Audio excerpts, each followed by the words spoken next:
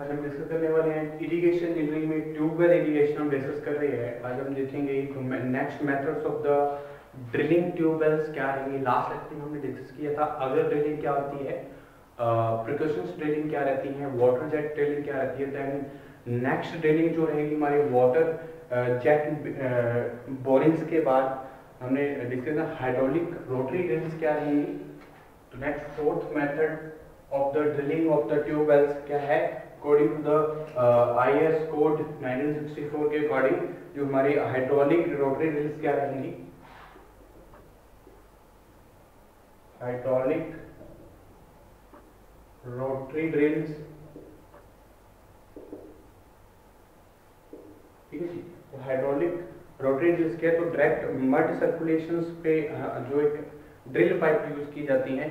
तो दो तरह से हम हाइड्रोलिक रोटरी ड्रिल्स का यूज करते हैं। सबसे पहले अगर मैं बात करूं हाइड्रोलिक रोटरी ड्रिल्स का, तो direct mud circulation,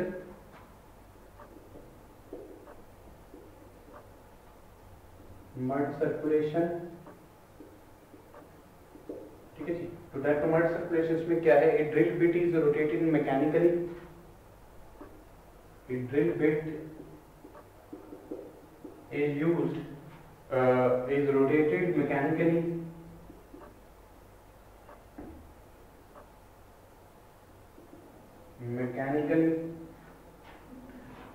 through a hollow shaft,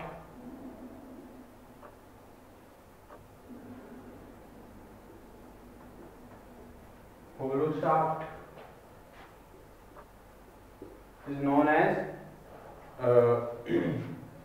drill pipe, known as drill pipe, circulating prepared drilling,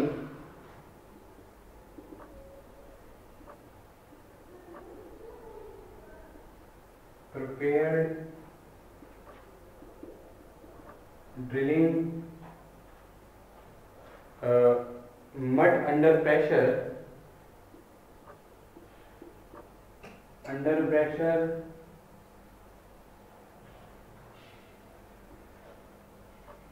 through the drill pipe,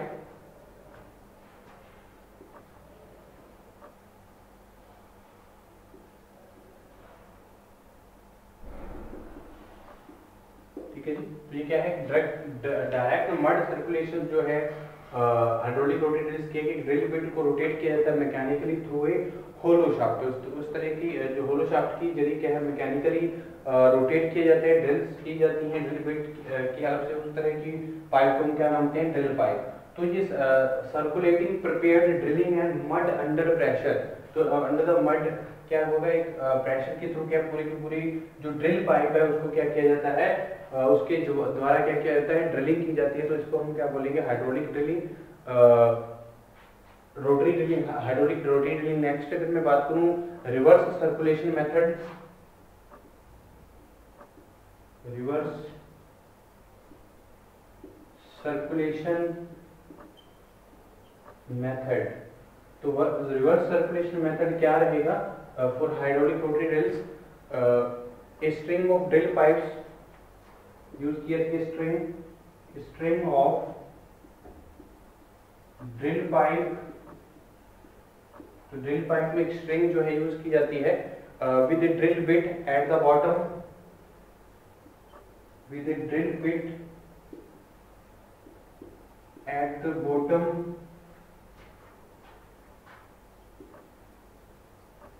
of the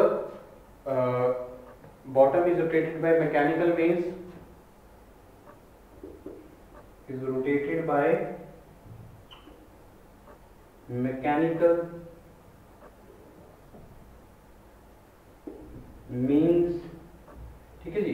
इस तरह की जो रिवर्स सर्कुलेशन मेथड्स है को हम क्या बोलेंगे, मे बी इसको हम हाइड्रोलिक रोटरी ड्रिल्स के जरिए क्या कर सकते हैं, ड्रिलिंग कर सकते हैं ट्यूबवेल्स की। तो एक स्ट्रिंग जो है ड्रिल पाइप के साथ कनेक्ट होती है, वो क्या है, ड्रिल करती है at the bottom, is rotated mechanically operated, जो हमारी ड्रिलिंग मशीन्स हैं यूज करते हुए हम यूज करते हैं, हमारी एक स्ट्रिंग की हेल्प से ड्रिल पाइप को क्या रोटेट करवाया जाता है। इस तरह की जो ड्रिल्स हैं, इस तरह के मेथड्स को हम क्या बोलते हैं, हाइड्रोलिक रोटरी ड्रिल्स। तो नेक्स्ट अगर मैं बात करता हूँ कोर ड्रिलिंग की, तो कोर ड्रिलिंग क्या रहेंगी इसके बारे में जान लेते हैं। तो next important drilling of the tube wells method क्या रहेगा, core drilling.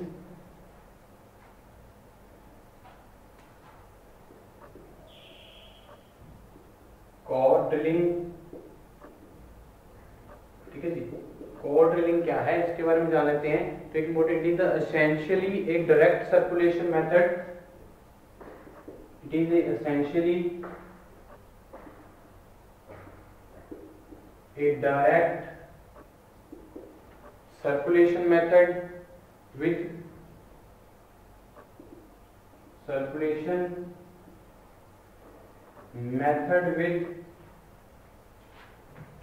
application in hard formation, with application in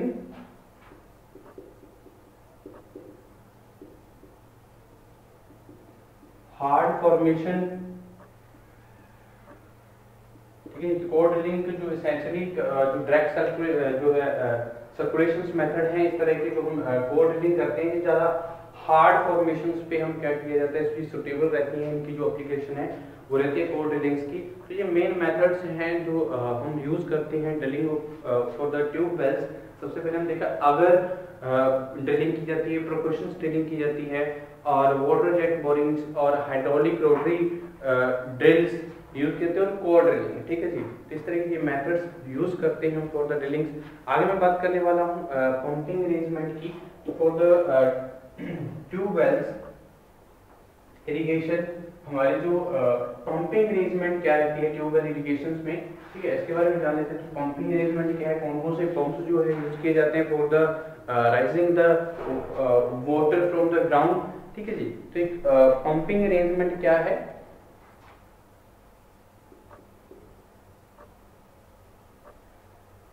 pumping arrangement of the tube well.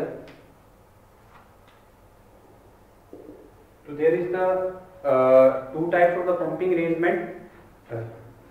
तो दो तरह से हम क्या करते हैं पंपिंग अरेंजमेंट करते हैं हमारे ट्यूबवेल्स के। सबसे पहले बोर होल, मैं बात करूं bore hole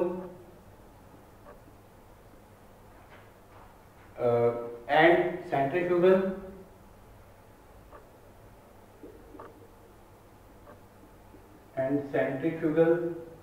bore hole centrifugal. और क्या रहेगा जो हमारे ये इंपॉर्टेंट दो जो मेथड्स में हम पंपिंग अरेंजमेंट जो है, पंपिंग अरेंजमेंट को मेक किया जाता है हमारे ट्यूबवेल्स के लिए। तो सबसे पहले मैं बात करता हूँ जो बोर होल पंप है। तो बोर होल पंप क्या रहेंगे, बोर होल पंप, दूसरा क्या है सेंट्रीफ्यूगल पंप। तो दो तरह की जो अरेंजमेंट है पंपिंग की रहती हैं ट्यूबवेल्स इरिगेशन के लिए, ठीक है। तो सबसे पहले मैं बात करता हूँ बोर होल पंप की। तो बोर होल पंप में क्या है, स्मॉल डायमीटर जो है यूज किया जाता है। जो एक main important bore hole pump में जो कुछ फीचर्स हैं, बोर होल पंप की क्या फीचर्स रहती हैं इसके बारे में जानना इंपॉर्टेंट रहेगा जब पंपिंग अरेंजमेंट की हम बात कर रहे हैं। तो एक small diameter and hence can be load in the casing pipe itself. एक स्मॉल डायमीटर की जो एक हम जो ड्रिलिंग करते हैं उसमें केसिंग पाइप को लोवर्ड किया जाता है, इन द केसिंग पाइप को इटसेल्फ क्या किया जाता है, लोड किया जाता है, और the accommodate the pump Bob in the casing pipe. तो एक पंप बॉब जो है केसिंग पाइप में इंसर्ट किया जाता है, जहां हम बात करते हैं लोवर्ड किया जाता है the top 20 to 30 meter of the bore hole, and the casing pipe is kept wider than the remaining normal bore, ठीक है जी। तो जो हमारे नॉर्मल बोर हैं तो उनसे जो केसिंग पाइप है वो 20 से जो अगर मैं बात करूँ 20 to 30 मीटर तक हम क्या करते हैं बोर होल्स में हमारे जो पंप बॉम्ब है, तो पंप बॉम्ब जो है वो हम केसिंग पाइप में अकोमोडेट करते हैं।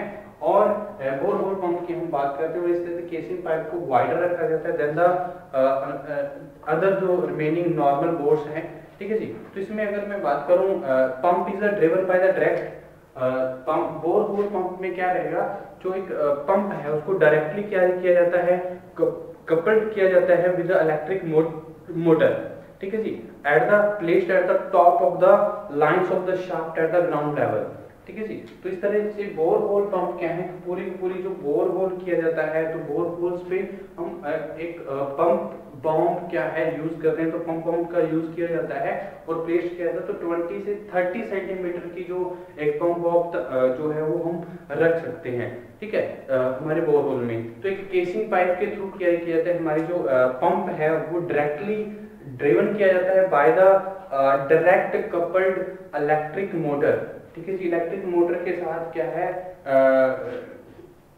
कैरिड आउट किया जाता है पंप को, और at the top of the हम प्लेस कब कहां करते हैं, at the top of its shaft, ठीक है जी, तो at the ground level. But इसमें जो cheaper in cost as the need for the constructing sump is avoided, तो जितना भी हमें बोरहोल पंप की बात करते हैं, तो बोरहोल में जितनी हमें जरूरत होती है उसका जो बोरहोल है उसके जो साइज है वो हम रखते हैं, ठीक है जी। तो ये एक सस्ता, इसकी जो कॉस्ट है इसकी जो इकोनॉमिकल रहता है, बट इसमें जो डिस्चार्ज कैपेसिटी है वो बहुत कम रहती है बोरहोल पंप के लिए, ठीक है। तो उसके बाद मैं बात करता हूँ सेंट्रीफ्यूगल पंप की। तो सेंट्रीफ्यूगल पंप जो है ये इम्पॉर्टेंट पंप है जो यूज किए जाते हैं। तो सेंट्रीफ्यूगल पंप में अगर वहां पर बात करूं तो वाटर को लिफ्ट करने के लिए एक प्रेशर की जरूरत पड़ती है, एक बहुत बड़े प्रेशर की जब जरूरत पड़ेगी तो उसमें हम सेंट्रीफ्यूगल पंप का यूज करते हैं, ठीक है जी। तो required pressure for the lifting water from the lower level to higher level is created by the centrifugal action, ठीक है। तो सेंट्रीफ्यूगल एक्शंस की जरूरत पड़ेगी जब हमें एक हायर प्रेशर से लोअर वाटर को हायर लेवल तक क्या करना है, लेके आना है फॉर द इरिगेशन पर्पस। तो उसके लिए सेंट्रीफ्यूगल एक्शंस की जरूरत पड़ती है। तो suitable only where the fluctuations in the water table plus the depressed head are below 8 meter at the pump work satisfactory upon the maximum section of the 8 meter. तो 8 meter से ज्यादा जो है हमारा जो वाटर टेबल है, depressed head है अगर, तो वहां पे हमारे जो ज्यादातर सुटेबल कौन से पंप रहते हैं, सेंट्रीफ्यूगल पंप रहते हैं। तो for larger function head borehole type pump is recommended. तो ज्यादा अगर लार्जर फंक्शन की बात करते हैं तो जहां पे जरूरत रहती है लार्जर फंक्शन हेड बोरहोल की, तो वहां पे हम बोरहोल पंप यूज करते हैं। बट जहाँ पे हायर प्रेशर से हमें वाटर को लिफ्ट करना होता है from the lower level to the upper level, तो उसके लिए हम सेंट्रीफ्यूगल पंप का यूज करते हैं, क्योंकि सेंट्रीफ्यूगल एक्शन की जरूरत पड़ती है जब हम वाटर को लिफ्ट करना चाहते हैं from the lower level to the higher level, ठीक है जी। तो एक रिक्वायर्ड प्रेशर की जरूरत पड़ेगी, तो उस प्रेशर को हम सेंट्रीफ्यूगल एक्शन के जरिए क्या कर सकते हैं, सेंट्रीफ्यूगल पंप के जरिए क्या कर सकते हैं, यूज कर सकते हैं। तो ये इंपॉर्टेंट अरेंजमेंट रहती हैं हमारी, पंपिंग अरेंजमेंट रहती हैं फॉर द ट्यूबवेल्स, ठीक है जी। तो बहुत सारे इंपॉर्टेंट, अगर मैं बात करूं हमारे जो ट्यूबवेल इरिगेशंस हैं, तो ट्यूबवेल इरिगेशंस में हमारे वेल जो यील्ड ऑफ वेल्स है, या अगर मैं बात करूं वेल डेवलपमेंट क्या है, ठीक है जी। तो वेल डेवलपमेंट क्या रहेंगी,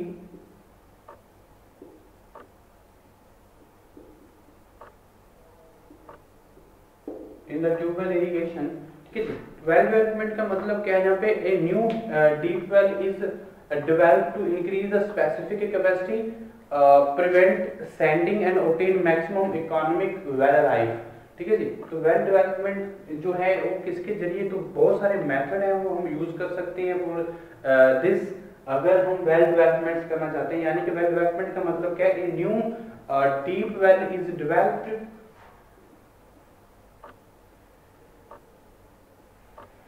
deep well is developed, a deep well is developed to increase its specific capacity, its specific capacity and prevent sanding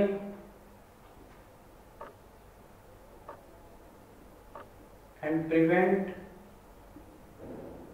sanding and obtain maximum economic well life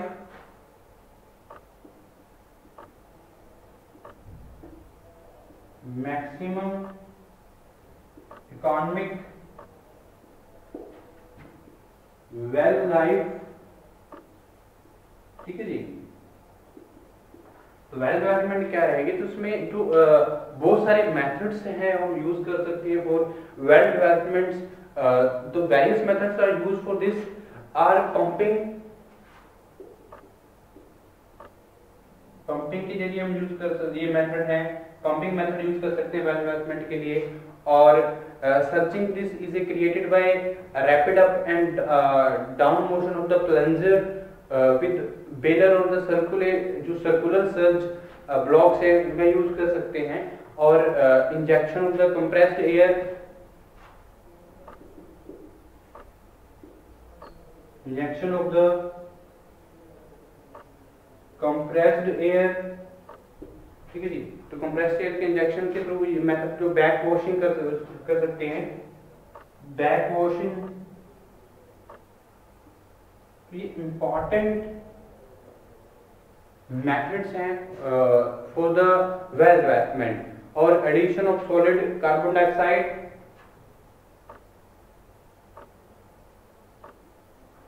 addition of solid carbon dioxide को क्या कर सकते हैं, एक addition जो solid carbon dioxide का कर सकते हैं वेल डेवलपमेंट के लिए। तो ये इंपॉर्टेंट रहेंगे। उसके बाद मैं बात करता हूँ इंटरफेरेंस ऑफ द वेल्स की। तो इंटरफेरेंस ऑफ वेल्स क्या रहेगा इसके बारे में जान लेते हैं। तो इंटरफेरेंस ऑफ वेल्स क्या रहती हैं, इंटरफेरेंस ऑफ वेल्स, ठीक है जी। तो इंटरफेरेंस ऑफ द वेल्स का मतलब क्या है, जब हमारे जो एक म्यूचुअली इंटरफेरेंस होती है वेल्स की due to the their locations, ठीक है। यानी कि इंटरफेरेंस ऑफ वेल्स हम तब जो टर्म है आती है जब क्या होते हैं mutually interference of the well is caused when they are located at a short distance.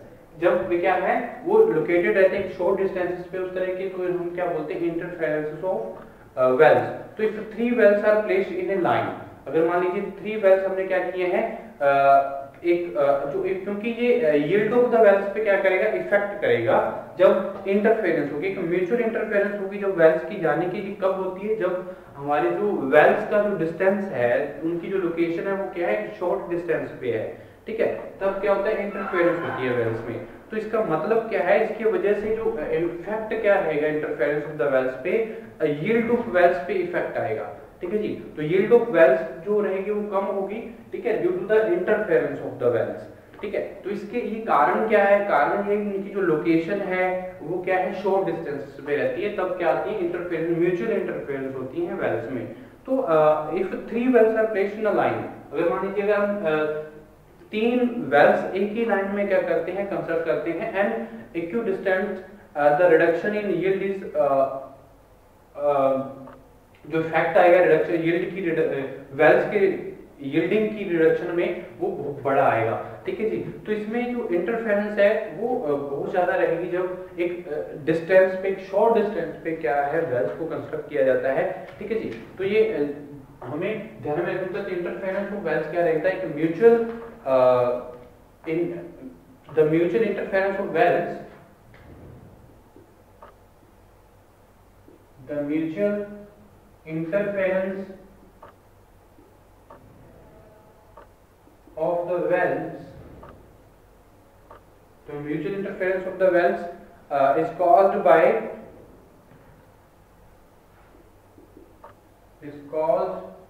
when they are located at short distances,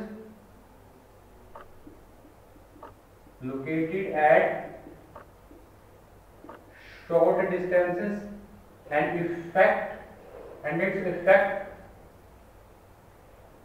on the yielding of the wells, ठीक है। तो yielding of wells पे क्या है major factor पड़ता है interference of Wales का, ठीक है जी। तो ये हमने डिस्कस किए हैं एक इम्पॉर्टेंट ट्यूबवेल इरिगेशंस के बारे में हमने डिस्कस किया है। पंपिंग अरेंजमेंट क्या होती है, वेल डेवलपमेंट क्या है, methods of the drilling tube wells क्या रहेंगी, इसके बारे में हमने डिस्कस किया है। तो हमारे जो एडवांटेज क्या है जो हम ट्यूबवेल इरिगेशन करते हैं, क्योंकि आइसोलेटेड पीस ऑफ लैंड की जरूरत पड़ती है, एक सफिशिएंट लैंड के जरिए हम क्या कर सकते हैं, ट्यूबवेल इरिगेशन जो है वो उसका जो एक प्रोजेक्ट है वो कंस्ट्रक्ट किया जा सकता है as compare to the canal system. अगर मैं बात करूं तो कैनाल सिस्टम के लिए एक स्पेसिफिक लैंड की रिक्वायरमेंट रहती है, ठीक है जी, और बहुत सारी जो मेंटेनेंस और रिपेयरिंग वर्क जो है उसकी कॉस्ट जो है वो इंक्रीज हो जाती है, ठीक है। तो ये हमारे जो ट्यूबवेल इरिगेशंस हैं, हमारे जो आइसोलेटेड लैंड की जरूरत पड़ती है हमें कैनाल की तरह हमें जो इरिगेशन है वो इजीली हम कर सकते हैं बाय द ट्यूबवेल्स।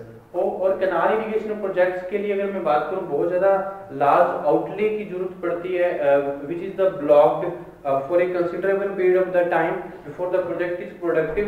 जब तक वो प्रोजेक्ट जो है प्रोडक्टिव नहीं हो जाते तब तक क्या रहती हैं जो कैनाल सिस्टम्स हैं, कैनाल सिस्टम जो पीरियड ऑफ टाइम तक क्या कर सकते हैं, कुछ टाइम तक उसको स्टॉप रखा जाता है, ठीक है जी। तो जो हम अगर ट्यूबवेल्स की बात करें तो ट्यूबवेल इरिगेशंस के लिए हमारी जो ट्यूबवेल्स की कंस्ट्रक्शन है वो ग्रेजुअली की जा सकती है। तो ये इंपॉर्टेंट एडवांटेज भी रहती है ट्यूबवेल इरिगेशंस की। और अगर मैं बात करूं सेल ऑफ वाटर की, तो फ्रॉम द ट्यूबवेल्स जो sale of water volumetric basis पे सेल किया जा सकता है वाटर को, which results in the optimum utilization of the water at the correct time. तो एक ऑप्टिमम यूटिलाइजेशन की जा सकती है वाटर की, ना ही एवेपोरेशन लॉसेस होंगे। और बहुत सारी जो अगर मैं बात करूं वाटर लॉगिंग की प्रॉब्लम्स आती हैं, जो अगर हम अनलाइन चैनल्स में क्या करते हैं वाटर को पास करवाते हैं फॉर द इरिगेशन, और बहुत सारी जो वाटर लॉगिंग की प्रॉब्लम्स हैं या लीकेज की प्रॉब्लम्स हैं, ठीक है, तो ये करीब सीपेज की प्रॉब्लम्स हैं, ये क्रिएट हो जाती हैं चैनल्स में।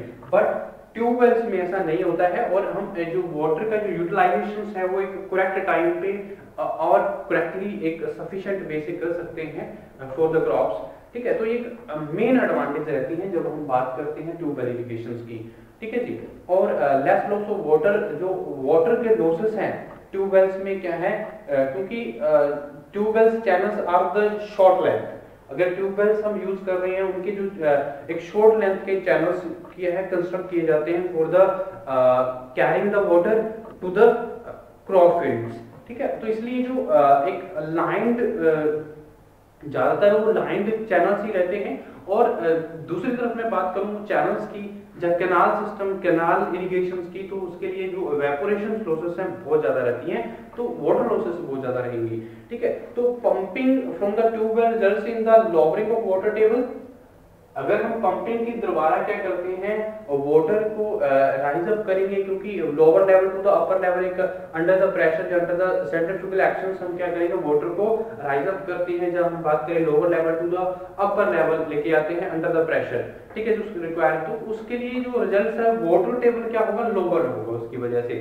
और ऑन द अदर हैंड अगर मैं कैनाल इरिगेशन की बात करता हूं तो ग्राउंड वाटर रिजर्वायर्स क्या है वो एड्स होंगी, तो इस वे ये रिजल्ट्स क्या है, वाटर लॉगिंग की प्रॉब्लम्स होंगी, क्योंकि सीपेज की प्रॉब्लम्स आ सकती है अगर हमारी जो चैनल है, जो कैनाल इरिगेशन है, जो कैनाल है वो लाइन कैनाल नहीं है, ठीक है। तो इसके लिए ये एक मेजर प्रॉब्लम्स भी रहती हैं। तो ये हमारा क्या है ट्यूबवेल इरिगेशन। तो नेक्स्ट लेक्चर में हम देखेंगे नेक्स्ट हमारे टॉपिक्स को, ठीक है जी, इरिगेशन इंजीनियरिंग में।